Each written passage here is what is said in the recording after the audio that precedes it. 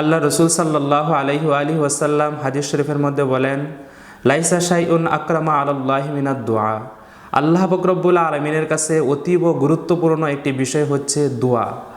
এজন্যই আল্লাহ পাক রব্বুল আলামিন উনিও পবিত্র কোরআনুল কারীমের মধ্যে বলেছেন, উদউনি আস্তাজিব লাকুম, তোমরা আমাকে ডাকো, আমার কাছে দোয়া করো, আমি তোমাদের দোয়ায় সাড়া দিব, আমি তোমাদের দোয়া কবুল করব।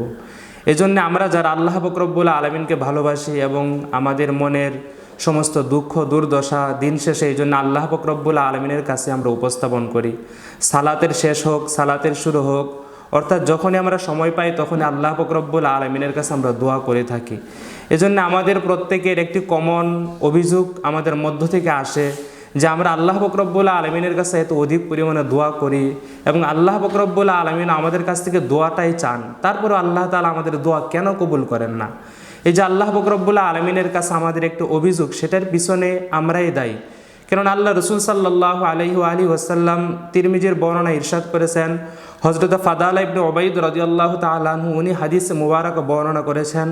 উনি বলেন যে বাইনা রাসূলুল্লাহি সাল্লাল্লাহু আলাইহি আলিহি ওয়াসাল্লাম কাঈদান, একদিন আল্লাহ রসুল সাল্লাল্লাহু আলাইহি ওয়াসাল্লাম বসা ছিলেন, আমরাও তাহার পাশে ছিলাম।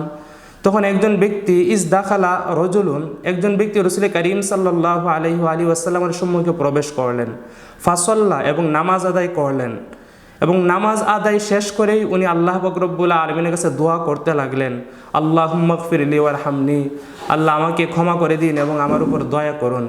তখন আল্লাহ রসুল সাল্লাল্লাহু আলাইহি আলিহি ওয়াসাল্লাম সেই ব্যক্তিকে উদ্দেশ্য করে বললেন, আজিল তাইয়ুহাল মুসল্লি, ওহি নামাজ আদায়কারী, তুমি তো খুব তাড়াহুড়ো করে ফেললে, আল্লাহ পাক রব্বুল আলামিনের কাছে খুব ব্যস্ততা তুমি দেখাচ্ছ।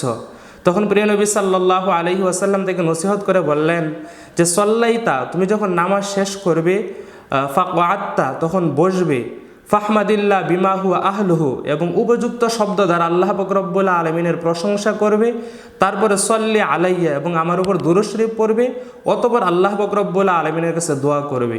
হযরত ফাদাল ইবনে উবাইদ বলেন যে তৎক্ষণাৎ আরেকজন ব্যক্তি আসলেন, ওই ব্যক্তি এসে উনিও নামাজ পড়লেন, ফাহামিদ আল্লাহ পাক রব্বুল আলামিনের প্রশংসা করলেন, ওয়াসাল্লা আলান নবী, এবং নবীজি সাল্লাল্লাহু আলাইহি আলিহি ওয়াসাল্লামের উপর দুরূদ শরীফ পড়লেন। তারপরে ফাকালা লাহুন নবী সাল্লাল্লাহু আলাইহি আলিহি ওয়াসাল্লাম, তখন নবীজি তাকে সম্বোধন করে বললেন যে আইয়ুহাল মুসল্লি, এবার তুমি উদউ, আল্লাহ পাক রব্বুল আলামিনের কাছে দোয়া করো, তুজাব, তাহলে আল্লাহ পাক রব্বুল আলামিন তোমার দোয়া কবুল করবেন। অর্থাৎ অত্র হাদিস শরীফ থেকে আমরা দুইটা বিষয়, একটা বিষয় খুব স্পষ্টভাবে ক্লিয়ার হতে পেরেছি যে আমরা যদি আল্লাহ পাক রব্বুল আলামিনের কাছে দোয়া করি, সেই দোয়া করার পূর্বে দুইটা শর্ত আমাদের পূরণ করতে হবে। এক নম্বর শর্ত হচ্ছে আল্লাহ পাক রব্বুল আলামিনের জিকির, অর্থাৎ আল্লাহ পাক রব্বুল আলামিনের প্রশংসা, এবং দ্বিতীয়ত রাসূল পাক সাল্লাল্লাহু আলাইহি আলিহি ওয়াসাল্লামের উপর দুরূদ শরীফ। এই দুইটা আমল করে যদি আমরা আল্লাহ পাক রব্বুল আলামিনের কাছে দোয়া করি, তাহলে আল্লাহ পাক রব্বুল আলামিন আমাদের দোয়াগুলো কবুল করবেন। আল্লাহ পাক রব্বুল আলামিন আমাদেরকে সহিহ সমাজ দান করুক।